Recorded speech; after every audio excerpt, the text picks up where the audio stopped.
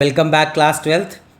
आपको I hope part 1 अच्छा लगा होगा, समझ में आया होगा क्लियरली। मैंने अपनी बातें रखी तो आई वांट कि मैं एकदम जितना ज़्यादा क्लियर आपको बता सकूं, तो मैं ट्राई करता हूं कि उतना क्लियरली आपको एक्सप्लेन कर सकूं चीज़ों को डेप्थ में, ताकि आपको सिर्फ एक स्टोरी के फॉर्म में जब चीज़ें पता चलेंगी तो you will get to know things कि हाँ ये सारी चीज़ें हुई थी। तो हमको जब पूरा डिटेल में पता रहेगा ना, then only we can approach questions कि कैसे हमको उनको आंसर करना है। तो इसलिए मैं थोड़ा डिटेल में आपको बताता हूँ। बाकी आपके कोई डाउट हो तो प्लीज़ कमेंट। तो हम लोग स्टार्ट करते हैं। हम लोगों ने लास्ट में पढ़ा कि कैसे भक्ति ट्रेडिशन स्टार्ट हुआ और कैसे अपने अलग अलग तरीके के लोकल ट्रेडिशंस को इम्बाइब किया और काफ़ी सारी चीज़ों को इन्वॉल्व किया गया। अब हम यहाँ पर बात करेंगे poems of prayer, early traditions of bhakti. उसके पहले I would like to start कि ये अशोका किंग जो थे, है ना, मौर्यन डायनेस्टी के, इन्होंने रिलीजन पर एक बात करी थी कि रिलीजन पर इन्होंने एक बात बोली थी, बहुत अच्छी बात है, जो आजकल के टाइम पर भी है। कि आपने देखा होगा कि आदमी कहता है हमारा रिलीजन बेस्ट है, उनका रिलीजन ऐसा है वैसा है। इसमें एक चीज़ बोली थी इन्होंने कि अ पर्सन, मैं एग्जैक्टली वर्बैटिम तो नहीं बता पा रहा हूँ, मुझे जो चीज़ें एग्जैक्टली मैंने पढ़ी थी मुझे याद है कि a person who praises his own sect, a person who praises his own sect और denigrates others sect, degrades others sect, does harm to his own sect. इसका मतलब क्या हुआ, अगर कोई पर्सन है जो अपने रिलीजन की बहुत तारीफ़ कर रहा है, ठीक है, बहुत तारीफ़ कर रहा है, बिल्कुल अच्छी बात है, साथ ही साथ वो दूसरे धर्म की या दूसरे के रिलीजन की बुराई कर रहा है, तो वो अल्टीमेटली अपने रिलीजन का ही हार्म कर रहा है। बिकॉज वो ये शो कर दे रहा है कि ये चीज़ यहाँ पर सिग्निफाई करती है आपके अंदर एक एनमिटी है, एक फीलिंग ऑफ जेलेसी है, या फिर एक फीलिंग ऑफ दुश्मनी जिसे आप कह सकते हो ना, एनमिटी, वो है।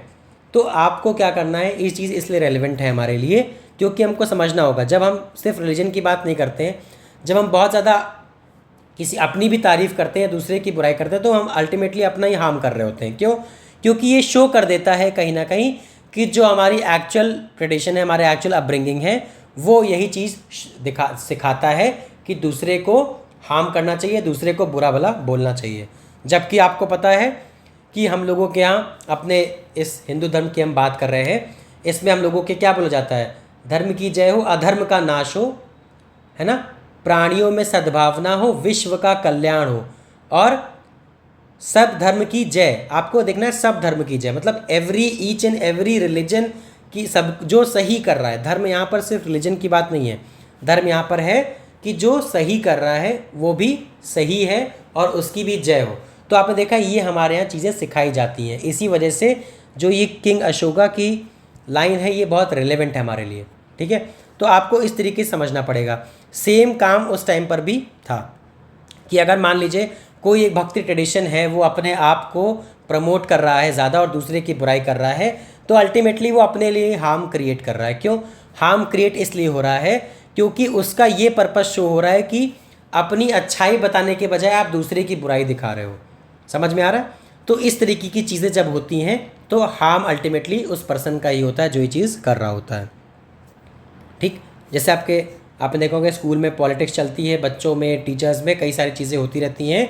उसमें क्या होता है, कोई बच्चा है मैम के पास शिकायत लेके चला गया, मैम ये बच्चा जो है क्लास में ऐसे करा था, और दूसरा वाला बच्चा पढ़ने में अच्छा है, कुछ भी कर रहा है हंसी मजाक, तो उससे क्या होता है, अल्टीमेटली लॉस उसी बच्चे का होता है जो शिकायत लेके गया होता है। तो आपको इस तरीके की चीज़ें रियल लाइफ में भी और यहाँ पर भी आप इन चीज़ों को पाओगे। अभी कैसे, अभी देखते हैं। फिर आप देखोगे कि इसमें क्या होता है, इस ट्रेडिशन में पोएट और सेंट्स जब बनते हैं लीडर्स की तरह, लीडर्स एज इन एक पर्टिकुलर भक्ति ट्रेडिशन है, वैष्णव ट्रेडिशन है, तो उसका कोई इम्पोर्टेंट गुरु होंगे, इम्पोर्टेंट उसके कोई संत होंगे, तो he will be considered as leader of that particular tradition, और उसके अराउंड लोग डेवलप हो जाएंगे as a devotee, as a worshipper, कि हम उनकी बातों को समझेंगे, सीखेंगे, and then we will imbibe those qualities in our self. इस तरीके की चीज़ें होंगी। फिर इस ट्रेडिशंस में क्या किया गया, भक्ति ट्रेडिशंस में इन लोगों ने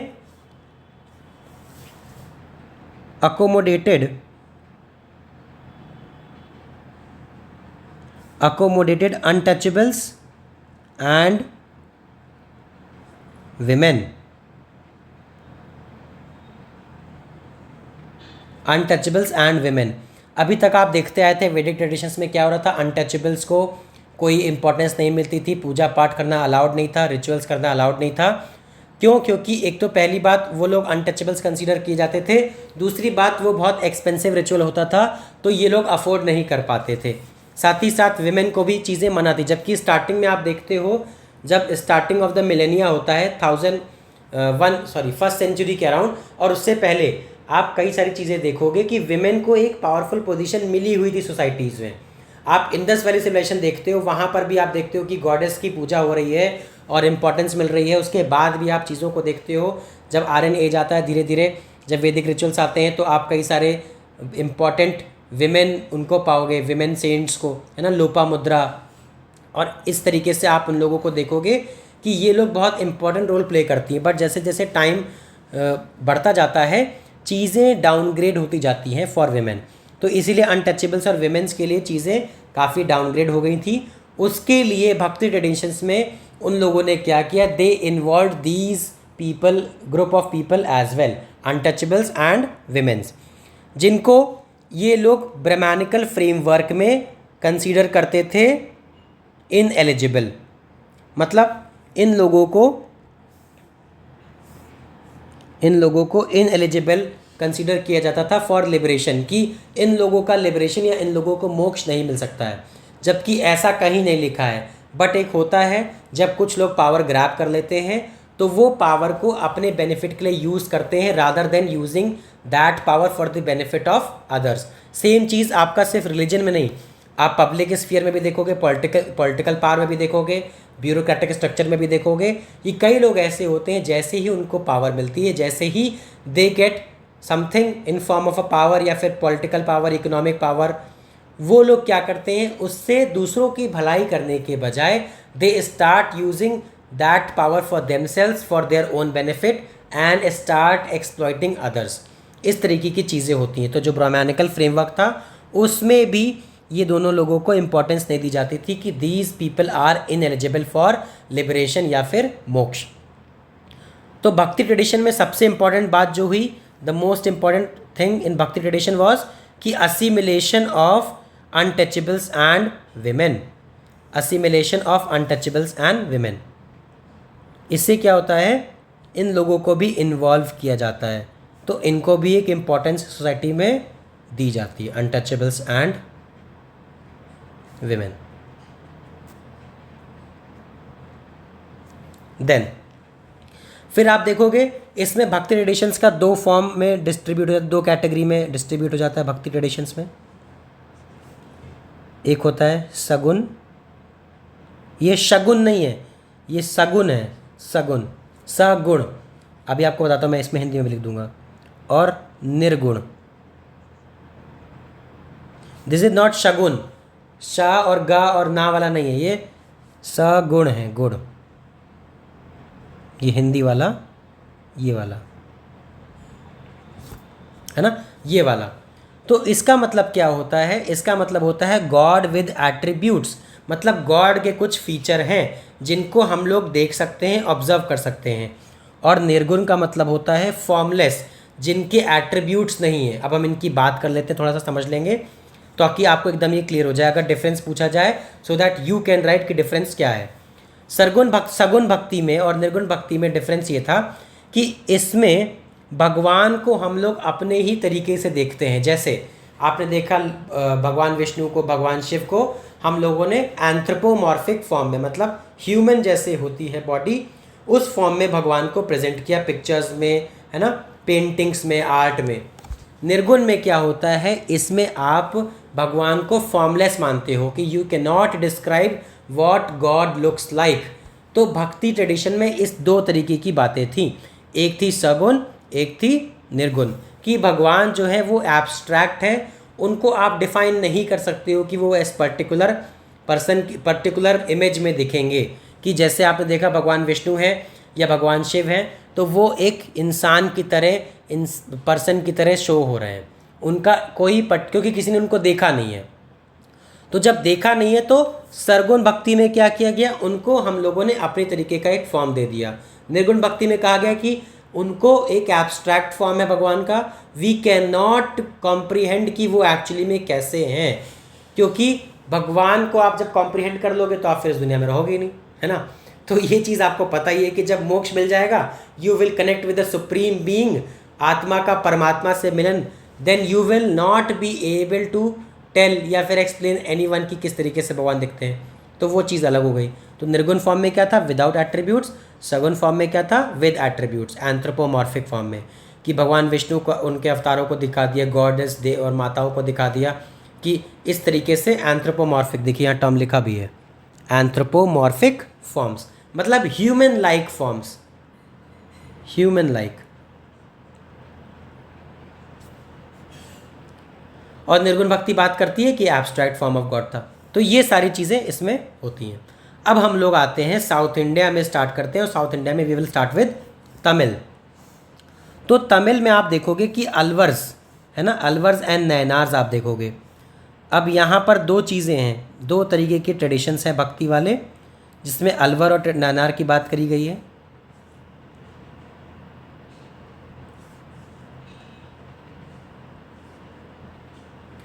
अब अलवर्स कौन थे, अलवर्स को आप देखोगे कि अलवर्स और एक नयनार्स, ये भगवान विष्णु को पूजते थे, अलवर्स, ठीक, विष्णु डिवोटीज, और नयनार्स थे आपके शिव डिवोटीज, भगवान शिव की पूजा करते थे। अब आप कहोगे कि सर ये चीज़ तो उस टाइम पर हिंदुज़म क्या अलग अलग था, अलग अलग की बात नहीं है, यहाँ पर एक पर्टिकुलर सेक्ट में चीज़ें थी कि हम इस पर्टिकुलर गॉड को मानते हैं और इस पर्टिकुलर गॉड को पूजते हैं, and he is our supreme being. तो इस तरीके की बातें थी। तो अलवर्स क्या थे, विष्णु डिवोटीज थे, है ना, जो भगवान विष्णु की पूजा करते थे, और नयनार्स थे शिव डिवोटीज, तो जो भगवान शिव की पूजा करते थे। तो आप ये देखोगे ये लोग तमिलनाडु में थे, है ना, तमिलनाडु, और प्रेजेंट टाइम तमिलनाडु, क्योंकि आप उस टाइम पर जो भी उस जगह का नाम हो, आप तमिलनाडु तो इसका अभी नाम है ना, क्योंकि तमिलनाडु का मतलब होता है एरिया, और तमिल जहाँ बोले थे तो तमिल वाला एरिया, इसीलिए उसका नाम है तमिलनाडु। तो ये चीज़ आपको समझ में आएगी। तो वहाँ पर ये लोग इनकी पूजा करते थे, इनकी प्रेज में श्लोक मंत्र गाने गाते थे, भजन गाते थे, और प्रमोट करते थे कि विष्णु भगवान ही सुप्रीम है, अलवर्स ऐसा कहते थे, शिव भगवान ही सुप्रीम है, नयनार्स ऐसा कहते थे, ठीक। साथ ही साथ जब ये लोग ट्रैवल करते थे तो किसी पर्टिकुलर प्लेस पर ये लोग आइडेंटिफाई करते थे, क्योंकि जब पूजा कर रहे हैं तो उनके फॉर्म्स की भी इनको पता है कि कौन से फॉर्म किस भगवान के हैं। तो ये पर्टिकुलर साइट पर जाते थे तो ये वहाँ पर बताते थे कि जो ये वाली साइट है ये भगवान विष्णु की है, और ये पर्टिकुलर जगह भगवान शिव की जगह है, तो यहाँ पर इनका टेम्पल बनना चाहिए, यहाँ पर विष्णु भगवान का टेम्पल बनना चाहिए। इस तरीके की बातें करते थे ताकि ये अपने एक ट्रेडिशन, जो वैष्णव ट्रेडिशन है, अलवर्स है ना, वैष्णव ट्रेडिशन का फॉर्म था, और नयनार्स शैव ट्रेडिशन का, तो इन लोगों को ये लोग कहते थे कि यहाँ पर इस पर्टिकुलर जगह पर भगवान विष्णु का वास था या फिर इनका अवतार हुआ था, तो इस तरीके से उनकी पूजा होनी चाहिए। यहाँ पर शिव भगवान का था तो उनकी पूजा या उनका टेम्पल बनना चाहिए। तो आप इस तरीके से कई सारी जगह पर जाओगे तो आप यही सारी चीज़ें देखोगे। तो आप फिर देखोगे इसमें क्या करते थे लोग, साथ ही साथ ये डिसेंटर्स को धीरे धीरे इन्होंने क्या कर दिया, पिलग्रिमेज, तीर्थ यात्रा। तो अब आप देखते हो ना कई सारी जगह पर आप जाते हो तो वहाँ पर भगवान के मंदिर, तो आप तीर्थ यात्रा के लिए जाते हो। तो इसी तरीके से धीरे धीरे वहाँ चीज़ें डेवलप हो गई, क्योंकि उस पर्टिकुलर जगह को आइडेंटिफाई कर लिया गया कि ये इन गॉड से रिलेटेड है, इन भगवान से रिलेटेड है। तो अब वहाँ पर मंदिर बनेंगे और मंदिर के साथ लोग वहाँ पर पूजा करने आएंगे, तीर्थ यात्रा पर आएंगे, और ये लोग अपने जो सेंट्स होते थे, जो इम्पॉर्टेंट सेंट थे, जो हेड सेंट होते थे, उनकी भी इमेजेस को रखेंगे और वर्शिप करेंगे, ठीक। तो इस तरीके से ये सारी चीज़ें करते थे। तो कई सारी बातें इन्होंने करी और आइडेंटिफाई किया ताकि अपने रिलीजन को प्रमोट कर सकें, जगह जगह जाएं तो अपने रिलीजन एज इन अपने ट्रेडिशन को प्रमोट कर सकें। फिर एटीट्यूड टूवर्ड्स कास्ट, सबसे अच्छी बात यहाँ पर आप देखोगे कि जो कास्ट के टुवर्ड्स एटीट्यूड था ये बहुत ज़्यादा नहीं था इनका डिफरेंस, क्योंकि इन लोग सब लोग को इक्वल कंसीडर करते थे। हम लोग यहाँ देख लेते हैं, है ना, एटीट्यूड टुवर्ड्स कास्ट। जब आप ये देखते हो तो जो नैनार्स थे या फिर अलवर्स,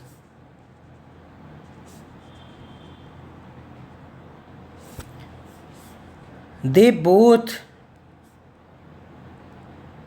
rejected Vedic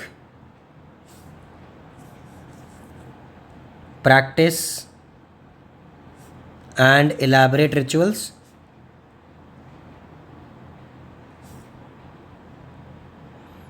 ठीक है, साथ ही साथ दूसरा क्या होगा, एवरीबडी वॉज इक्वल, कोई भी है वो इक्वल है, कोई डिफरेंट नहीं है, एवरीबडी वॉज इक्वल।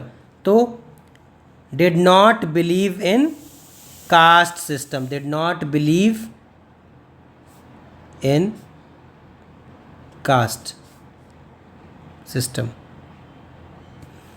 इस तरीके की चीज़ों को आप देखोगे तो ये जब चीज़ होती है तो इन लोगों का सबसे बेसिक कैरेक्टरिस्टिक यही था। तो आप इसमें देखोगे कि कई सारे डाइवर्स बैकग्राउंड से अनटचेबल्स है ना, कल्टीवेटर्स, आर्टिजन्स, जिनको ब्राह्मणिक ट्रेडिशंस में इनएलिजिबल कंसीडर किया जाता था। इनएलिजिबिलिटी उनके पास थी कि ये लोग परफेक्ट नहीं हैं, इन लोगों को पूजा पाठ में इन्वॉल्व होने के लिए कोई ज़रूरत नहीं है, इनका लिबरेशन नहीं हो सकता है। उस तरीके के लोगों को भी नयनार्स एंड अलवर्स ने अपने मूवमेंट में इन्वॉल्व किया, उनको भी भक्ति का पाठ बताया।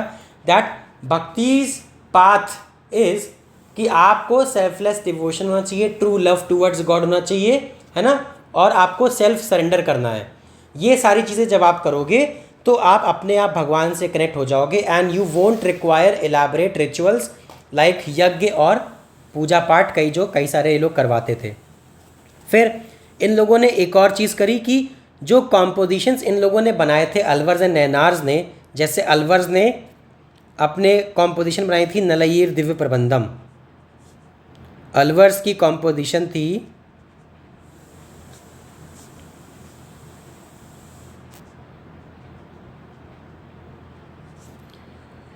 निलयीर दिव्य प्रबंधम।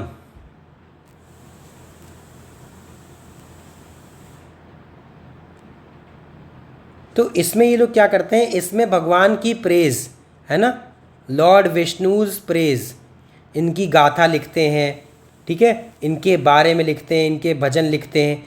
ये चीज़ लिखी और लोगों को पढ़ाना शुरू किया कि हाँ आप इसको समझिए, ये चीज़ें हैं, और इनको भी एक इम्पोर्टेंस दी। At par with, importance was at par with Vedic text. इसका मतलब क्या है, इसका मतलब ये है कि जो निलयीर दिव्य प्रबंधम था ये भले ही एक कॉम्पोजिशंस का कलेक्शन था, एंथोलॉजीज़ का, स्टोरीज़ का भगवान की, जो उनके बारे में लोग कहते थे, बट इसको भी एक इम्पॉर्टेंस दी जाती थी बराबरी से जितनी इम्पोर्टेंस वैदिक रिचुअल्स को मिलती थी या फिर वैदिक टेक्स्ट को मिलती थी। तो यहाँ पर इन लोगों को ये था। साथ ही साथ आप देखोगे कि इसको बोलते हैं ये लोग तमिल वेद। देखिए यहाँ पर मेंशन भी है, Nalayira Divya Prabandham was frequently described as the Tamil Veda, क्योंकि ये तमिल लैंग्वेज में, तमिलनाडु में आपके वहाँ पर जो रिचुअल्स थे अलवर्स के भगवान विष्णु के लिए, उन सब का एक कंपाइलेशन था नलयीर दिव्य प्रबंधम, और इसको बोला जाता था तमिल वेद। और साथ ही साथ ये बाकी 4 वेद जो थे आपके ऋग्वेद, यजुर्वेद, सामवेद एंड अथर्ववेद संस्कृत में जो लिखे गए थे, उन्हीं की तरीके से इसको भी एक सिग्निफिकेंट टेक्स्ट कंसीडर किया जाता है। तो ये आपको समझ में आ गया होगा कि इन्होंने लोगों को इन्वॉल्व किया, अनटचेबल्स को, आर्टिजन्स को, कारपेंटर्स को, कल्टीवेटर्स को, ऐसी कास्ट के लोगों को जिनको उसके पहले तक कोई इम्पोर्टेंस नहीं मिलती थी by Brahmins and by other groups. तो इस तरीके की चीज़ों को इन लोगों ने स्प्रेड किया, लोगों को इन्वॉल्व किया और उनको अच्छे से बताया कि भगवान से कनेक्ट होने के लिए आपको और किसी चीज़ की नीड नहीं है अपार्ट फ्रॉम भक्ति, selfless devotion and true love towards God. फिर अब आते हैं विमेन डिवोटीज़ पर। फिर अब आप देखोगे विमेन डिवोटीज़, अब हम विमेन डिवोटीज़ की बात करेंगे। तो विमेन डिवोटीज़ में आप ऑब्ज़र्व करोगे कि यहाँ पर इन लोगों ने अनटचेबल्स के साथ साथ जो विमेन को भी इनएलिजिबल कंसीडर किया जाता था बाय पुराने वैदिक ट्रेडिशंस के अकॉर्डिंग, इन लोगों ने उनको भी इन्वॉल्व किया और यहाँ पर विमेन का प्रेजेंस अच्छा खासा था। विमेन हेल्ड इम्पॉर्टेंट, है ना, इम्पॉर्टेंट पोजीशंस ऑफ सेंट, कि ऐसा नहीं है कि सिर्फ विमेन को एज अ डिवोटी इन्वॉल्व कर लिया गया ट्रेडिशन में, वैष्णव और शैवाइट ट्रेडिशन में, अलवर्स एंड नयनार्स में रिस्पेक्टिवली, बट उनको इम्पॉर्टेंट पोजीशन दी जाती थी एज अ सेंट, कि ये भी केपेबल हैं लिबरेशन के, मोक्ष के, भगवान की भक्ति के। तो आप इस तरीके से देखोगे। तो इसमें one of the important is Andal, है ना, अंडल। अंडल एक थी, वो अलवर थी। अलवर्स क्या होते हैं आपको पता है? भगवान विष्णु, भगवान विष्णु के डिवोटी। एक मिनट,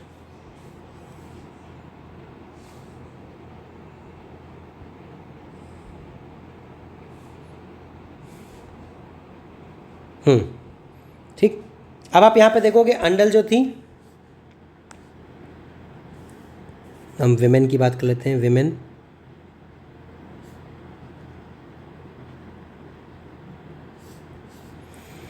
अब हम विमेन डिवोटीज़ की बात करते हैं। तो इसमें जो थी एक इम्पॉर्टेंट जिनका नाम आता है अंडल, ये लॉर्ड विष्णु की डिवोटी थी, लॉर्ड विष्णुज डिवोटी। तो ये आपको पता है क्या हो जाएंगी? ये हो जाएंगी belonging to Alvar tradition, Alvar tradition. इन्होंने कई सारे भक्ति गीत लिखे, इन्होंने कई सारी कॉम्पोजिशंस लिखी in praise of Lord Vishnu, और वो ट्रेडिशंस और वो प्रैक्टिसेस और कॉम्पोजिशंस आज भी चलती हैं।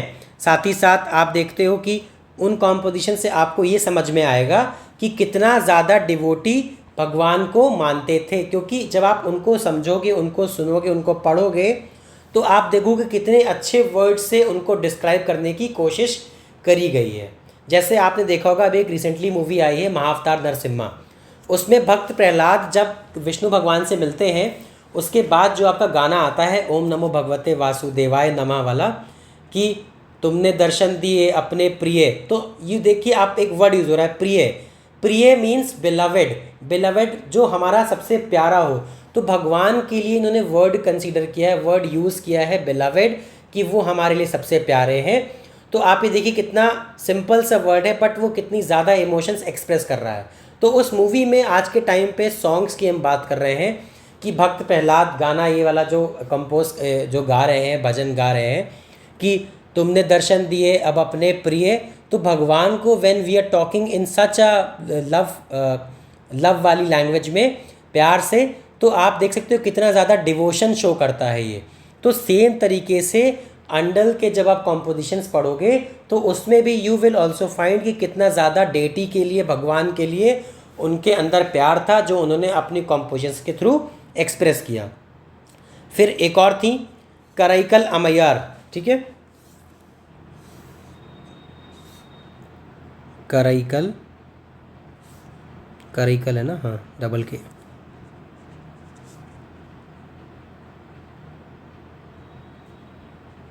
ये डिवोटी ऑफ लॉर्ड शिव थी। तो आप इसमें देखोगे कि डिवोटी लॉर्ड शिव थी, मतलब ये नैनार ट्रेडिशन को बिलोंग करती थी। इन्होंने क्या किया? इन्होंने एक्सट्रीम एसेटिसिज्म को पाथ फॉलो किया। एक्सट्रीम एसेटिक, एसेटिक कौन होता है? एसेटिक होता है जो साधु महात्मा सारी चीज़ें छोड़कर, है ना, सारी चीज़ें छोड़कर बन जाता है और एक्सट्रीम फॉर्म ऑफ प्रैक्टिस करता है, जिसे कहते हैं वर्ल्ड रिनाउंस करना, दुनिया को छोड़ देना, not in form of death, मतलब दुनिया से हट जाना, इस मोह माया की दुनिया से और ये भगवान की भक्ति में लीन हो जाना। तो जो कराईकल अमैयर थी, इन्होंने क्या किया, एक्सट्रीम एसेटिसिज्म को फॉलो किया। इसमें क्या होता है, इसमें आप एकदम यू रिनाउंस वर्ल्ड, है ना, और आप सिर्फ and only devote your self to god, only devote your self to deity, जो भी आपके पर्टिकुलर डेटी हैं। यहाँ पर इनके कौन डेटी थे, यहाँ पर कराईकल अमैयर के डेटी थे भगवान शिव। तो इनके लिए भी देखिए, आप शिव जी को देखिए, एकदम दुनिया से अलग, शमशान में बैठे हैं, जंगल में बैठे हैं, इस तरीके से पहाड़ों पर हैं, एकदम अलग हैं दुनिया से।